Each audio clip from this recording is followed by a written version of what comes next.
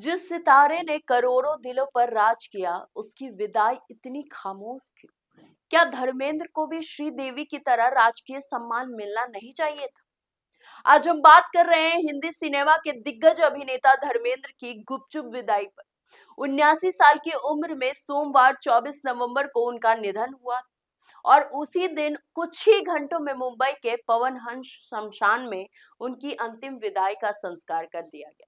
बेटे सनी देओल ने मुखाग्नि दी है और अंतिम यात्रा में अमिताभ बच्चन, सलमान खान, आमिर खान और कुछ चुनिंदा चेहरे शामिल हुए। लेकिन इस विदाई ने पूरे देश में एक ही सवाल खड़ा कर दिया है, इतने बड़े सुपरस्टार को राजकीय सम्मान क्यों नहीं मिला?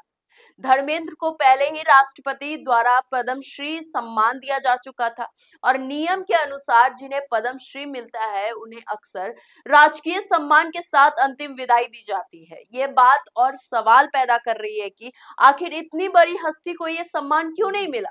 सोशल मीडिया पर लगातार यही चर्चा में है।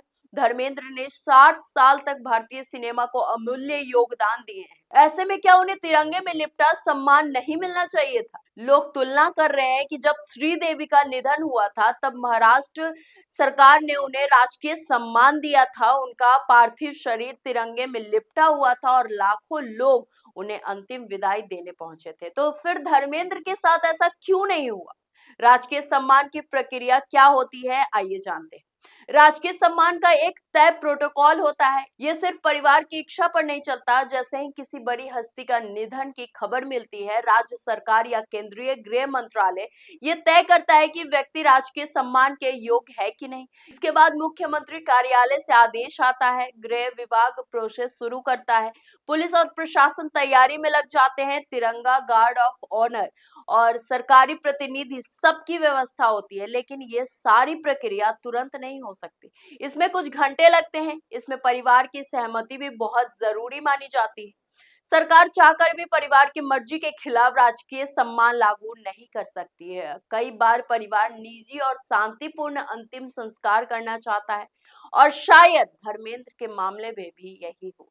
इसी बीच सवाल उठता है, क्या असल में गलती परिवार की थी या फिर सरकार की? सूत्रों के मुताबिक परिवार ने अंतिम संस्कार को गुप्त रखा है, जिससे प्रशासन के पास कोई मौका ही नहीं मिला। तो इसे परिवार की मर्जी कहें या सरकार की प्रोसेसिंग की देरी, दोनों पर चर्चा हो रही है। सूत्रों के मुताबिक सुबह उनके निधन की जानकारी परिवार तक ही सीमित रही। 11:40 पर उनके घर के बाहर सुरक्षा बढ़ा दी गई। 12:50 पर एम्बुलेंस शमशान के लिए रवाना हो गया। 1:20 पर अंतिम संस्कार पूरा हो गया और इसी बीच 1:10 पर सोशल मीडिया को पहली बार उनकी मौत की खबर मिली। यानी कि जब तक सरकार तक जानकारी पहुंचनी थी तब तक धर्मेंद्र का अंतिम संस्कार हो चुका था। इसमें श्रीदेवी का उदाहरण क्यों याद आ रहा है, आइए जानते हैं। क्योंकि श्रीदेवी की मौत की खबर सार्वजनिक हुई, सरकार को समय मिला, व्यवस्था तैयार की गई और उन्हें तिरंगे में लिपटाकर राजकीय सम्मान दिया गया। धर्मेंद्र के मामले में ना समय मिला, ना प्रक्रिया शुरू हुई और ना ही सार्वजनिक विदाई का अवसर मिला।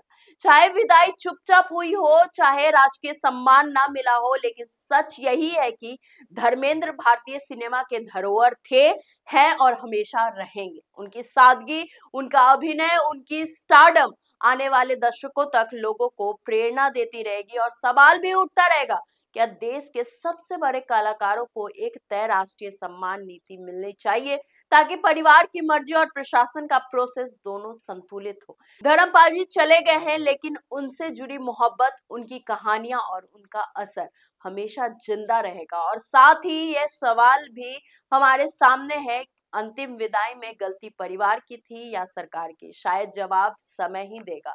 आपकी इस पूरे वीडियो पे क्या राय है, कमेंट करके हमें जरूर बताएं। अगर आपको ये वीडियो पसंद आई हो तो चैनल को लाइक करें, शेयर करें, सब्सक्राइब करना बिल्कुल ना भूलें। तब तक के लिए धन्यवाद।